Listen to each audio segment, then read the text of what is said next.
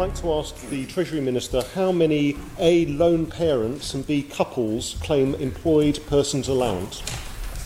On the Minister to reply, Mr. Cannon. Mr. President, the total number of families currently receiving employed persons allowance is 1,143.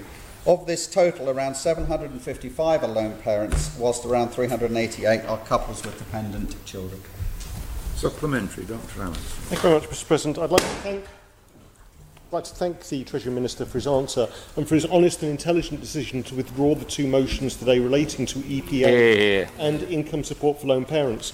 In the recent detailed government accounts for the year ended 31st of March 2018, it was stated that there was a favourable variance of over £1 million for income support, child benefit and EPA.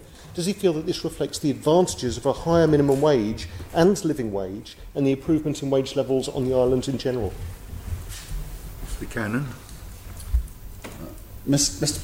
President, I do think it's important that we pursue policies that will benefit our lowest paid income earners across the board. And in fact, not only in the measures that he has highlighted other advantages, but also under this government, of course, we have taken other steps to improve the financial income earning ability of our lower paid families, including raising the personal tax threshold from $10,500 to its current rate of $13,250, which would put between £300 to £700 per annum back into the pockets of these sorts of families.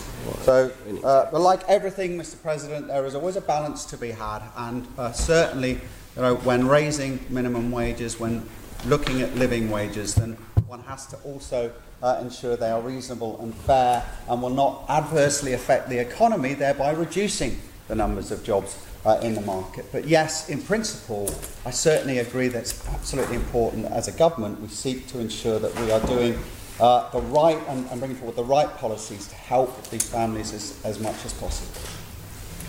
Supplementary, Honourable Member for Council, Mrs. Lord Brennan. Thank you, Mr. President.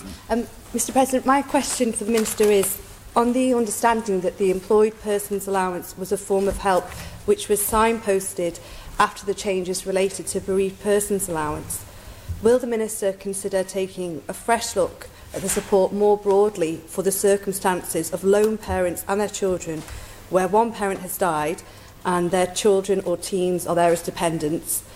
A second look really recognising the demands a parent is under in this situation, the context of the chance to be employed to the number of hours required to access EPA, and thinking also about the childcare provision for school-aged children, which has been lacking in some areas, and also mindful about the benefit system being in the best interests of the children, and those children who in particular need that loan, that one parent more.